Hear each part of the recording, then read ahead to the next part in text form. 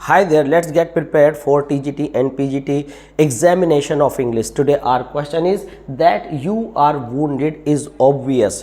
आप जानते हैं कि ये जो सेंटेंस है ये नाउन क्लॉज में है और इस स्ट्रक्चर को, नाउन क्लॉज के इस स्ट्रक्चर को हम किस तरह से जानते हैं? एक्सप्लेटिव एक्सप्रेशन से जानते हैं, ट्रांसपोज्ड ऑर्डर से जानते हैं, एक्सप्लिसिट से जानते हैं या एपोजिशन से जानते हैं।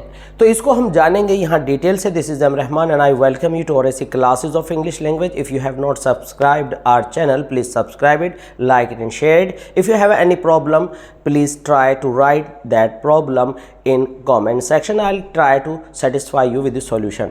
यहाँ पर डिटेल यह है कि जब हमारा यहाँ पर नाउन क्लोज दिया गया है तो इसको जो है हम एक नॉर्मल फॉर्म में इस तरह से लिखते हैं।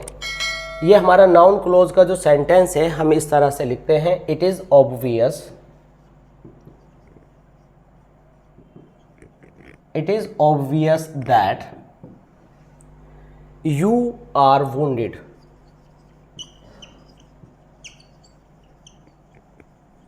हमें नाउन क्लोज को दैट में देखने की आदत है और ये जो स्ट्रक्चर है सिंपल है। हमने यहाँ पर इस स्ट्रक्चर को चेंज कर दिया।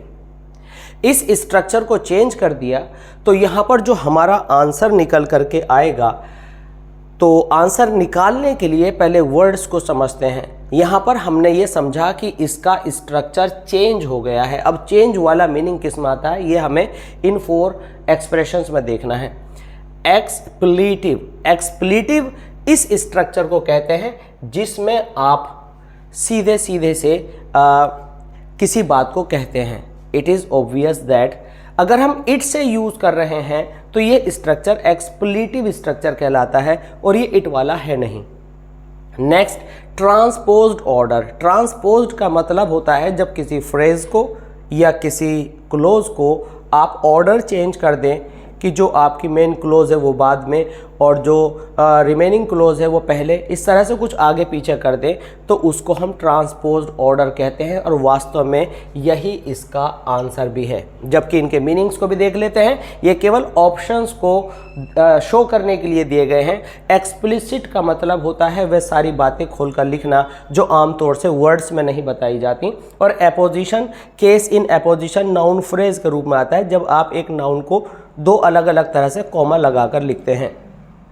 तो यहाँ पर आपका आंसर है ट्रांसपोज्ड ऑर्डर। तो ट्रांसपोज्ड ऑर्डर इसलिए है क्योंकि आपने दैट को पहले लिख दिया और इस पार्ट को पहले लिख दिया। अगर हम इस पार्ट को हम बाद में ले जाएं और इट को लगाकर पहले लाएं तो इट पहले आने पर ये एक्सप्लेटिव ऑर्डर कहलाएगा और दैट वाला पार्ट जो आपकी सबऑर्डिनेट क्लॉज है पहले आने पर यह आपका ट्रांसपोज्ड ऑर्डर कहलाएगा।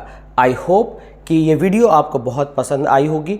अगर आपके पास क्वेश्चंस हैं तो आप कमेंट सेक्शन में ज़रूर वो क्वेश्चंस लिख करके भेजें, हम उनका हल आपको भेजने की पूरी कोशिश करेंगे। बने रहिए हमारे साथ और सब्सक्राइब कीजिए, लाइक कीजिए, शेयर कीजिए हमारे channel ORAC classes of English language को।